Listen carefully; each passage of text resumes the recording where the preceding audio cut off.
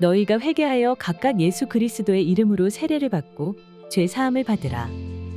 그리하면 성령의 선물을 받으리니 이 약속은 너희와 너희 자녀와 모든 먼데 사람 곧 주 우리 하나님이 얼마든지 부르시는 자들에게 하신 것이라 하고, 또 여러 말로 확증하며 권하여 이르되 너희가 이 패역한 세대에서 구원을 받으라 하니, 너무나도 당연한 하나님의 말씀이 있는 그대로 전해지지 않고 또 받아들여지지 않는 가장 중요한 이유는 예수님께서 말씀하신 물 세례와 불 세례의 기본 과정을 거치지 않기 때문입니다. 또 이 기본 과정이 영적 전쟁의 승패를 가르기 때문이라고 믿습니다. 회개함으로 자신의 죄가 죽는 물 세례와 자아가 죽고 주 예수의 영으로 부활하는 불 세례에 대해 알아보겠습니다.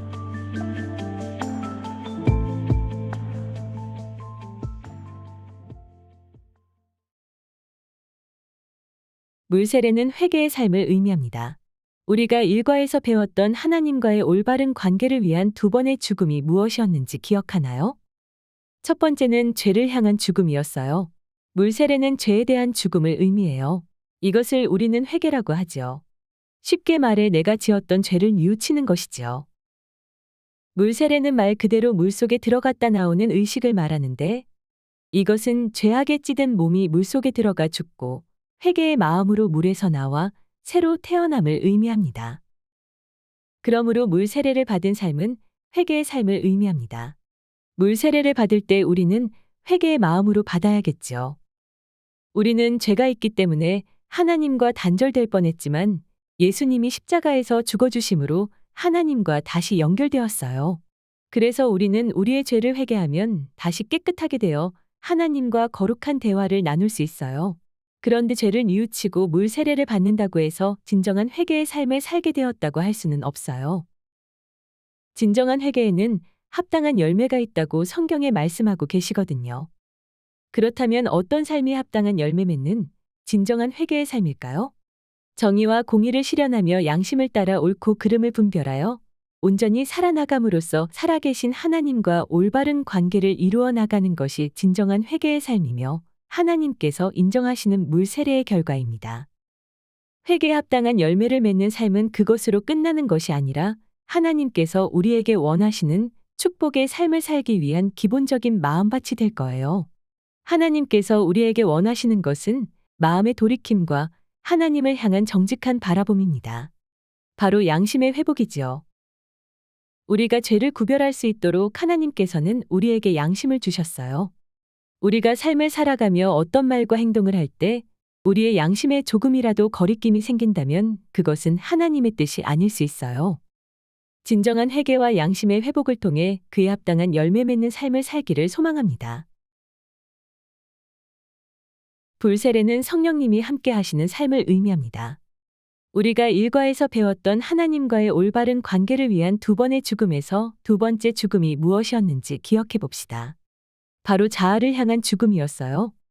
물 세례를 통해 내 안에 죄가 죽었다면 이제는 나 자신이 죽어야 할 차례예요. 그래야 내 안에 계신 예수님만 드러나는 삶을 살 수 있거든요. 그런데 우리가 물 세례를 받았다고 해서 성령 세례가 자동으로 이루어지는 것은 아닙니다.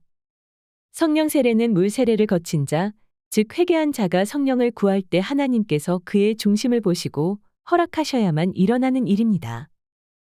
회개를 통한 물 세례를 거쳐야 성령 세례를 받을 수 있지만 물 세례를 받았다고 해서 성령 세례를 다 받을 수 있는 것은 아니라는 말이죠. 그렇기 때문에 우리는 간절한 마음으로 성령님이 내 안에 오시기를 구해야 해요. 우리는 모두 엄마의 뱃속에서 태어났지요. 이것은 우리의 육이 탄생한 것입니다. 우리가 물 세례와 성령 세례로 다시 태어나면 이것은 우리의 영이 탄생한 것을 의미해요. 물론 우리의 자아가 강한 나의 영이 탄생한 것이 아니라 예수님의 영으로 다시 태어난 것이지요. 인간이 할 수 있는 최선은 회개를 통해 물 세례를 받는 것이에요. 그리고 하나님의 최선은 성령 세례이지요. 성령은 하나님의 선물이에요. 하나님의 허락 없이 개인이 아무리 노력하고 훈련하고 갈구한다고 해도 얻을 수 없습니다. 다시 말하지만 하나님의 허락이 있어야 주어지는 선물입니다. 그렇다면 우리는 왜 성령 세례받기를 구해야 하는 걸까요? 성령이 없다면 하나님의 능력이 나타나지 않기 때문입니다. 성령이 함께 하지 않는다면 예수님의 증인으로서의 삶을 살 수 없어요. 성경책에 있는 말씀을 달달 외우고 공부하고 남에게 가르칠 수 있지만 성령님이 없다면 그것은 죽은 지식에 불과해요. 성령님이 함께 하시면 그 말씀은 우리 삶에 실제로 존재하고 살아 움직이는 말씀이 되죠. 물 세례를 통해 회개하고 성령을 내 안에 모시는 성령 세례를 거친 사람은 하나님의 능력을 드러내는 삶, 예수님의 증인으로서의 삶을 살게 됩니다. 물 세례를 거쳐 성령을 구하는 삶, 하나님의 능력이 나타나는 삶. 함께 시작해 볼까요? 이 메시지에 마음이 움직인다면 우리 함께 기도해요. 예수님, 나의 죄 때문에 예수님께서 죽으셨음을 인정합니다. 지금 제가 기억하는 모든 죄, 기억나지 않는 모든 죄를 예수님의 이름으로 회개합니다. 그러니 이제 약속하신 성령을 제 안에 주시옵소서. 그리고 다시는 떠나지 마시고 영원히 저와 함께 주시옵소서. 예수님의 이름으로 나를 축복하며 기도합니다.